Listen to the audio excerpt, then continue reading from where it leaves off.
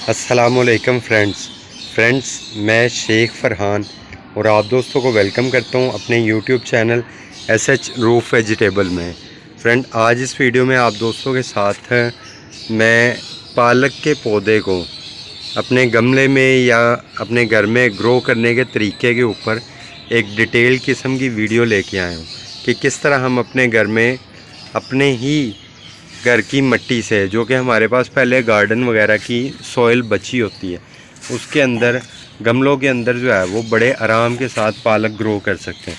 और माशाल्लाह जिस तरीके से आपको बताऊंगा, अगर आप इस तरीके के साथ अमल करना शुरू करेंगे तो इंशाल्लाह आप देखेंगे कि आप दोस्तों के पास पालक की इतनी ज़्यादा मिक़दार जो है वो सीज़न में आएगी कि आप उसको अपने घर में इस्तेमाल नहीं कर पाएंगे।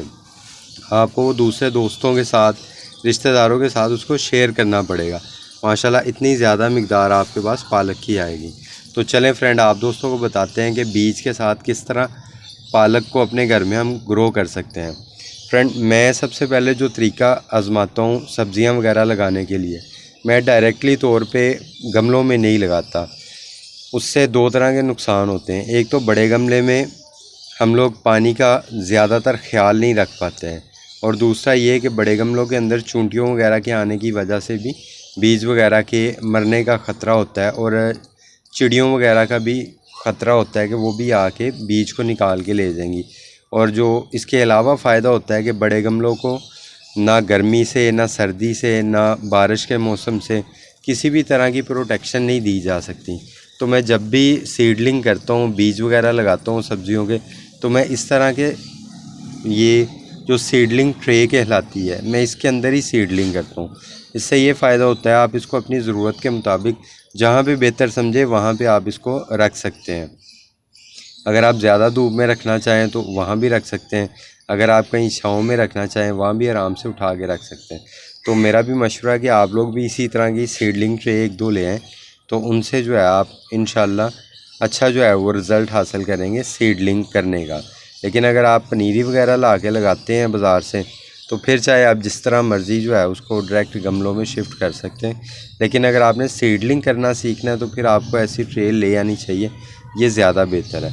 आप डायरेक्ट गमले में भी कर सकते हैं, ये नहीं कि नहीं कर सकते, छोटे साइज़ के गमले आप ले सकते हैं।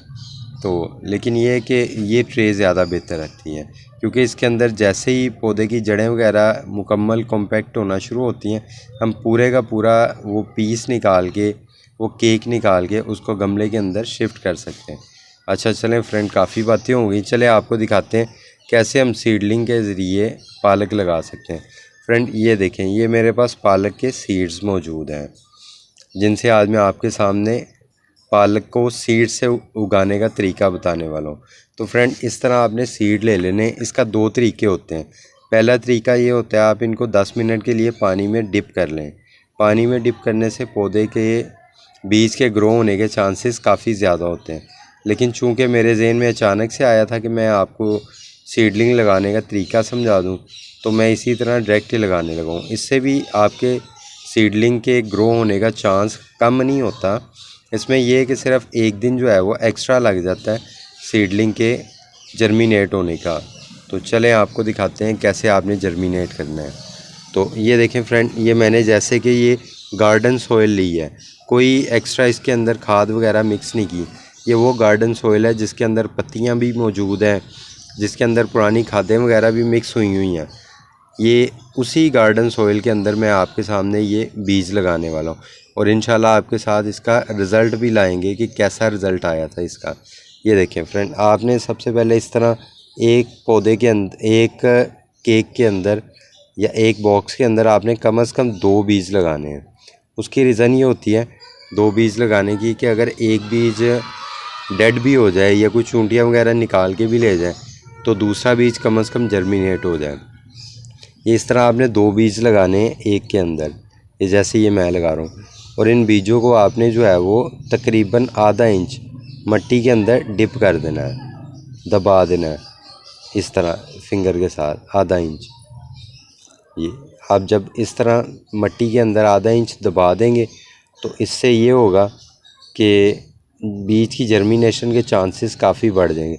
लेकिन बहुत ज़ोर से भी नहीं दबाना, ये भी जहन में रखना है कि आधे इंच से ज़्यादा नीचे ना चला जाए, क्योंकि अगर आधे इंच से ज़्यादा नीचे चला जाएगा तो फिर बीज के जर्मिनेट होकर ऊपर तक आने का चांस तकरीबन ख़त्म हो जाएगा। तो इसलिए आपने ये आधा इंच जो है बीज को इस तरह लगा लेना है, जैसे कि मैं आपके सामने लगा रहा हूँ। तो इंशाल्लाह आप देखेंगे कि इसका रिज़ल्ट आपके पास बहुत ज़बरदस्त आएगा। जब आप इस तरह लगा लोगे उसके बाद आपने इसी के अंदर जो है ना वो पानी देना है, और वो किस तरह देना है, वो आपने डायरेक्ट उसके साथ नहीं देना, किसी डब्बे वगैरह के साथ डायरेक्ट पानी नहीं देना।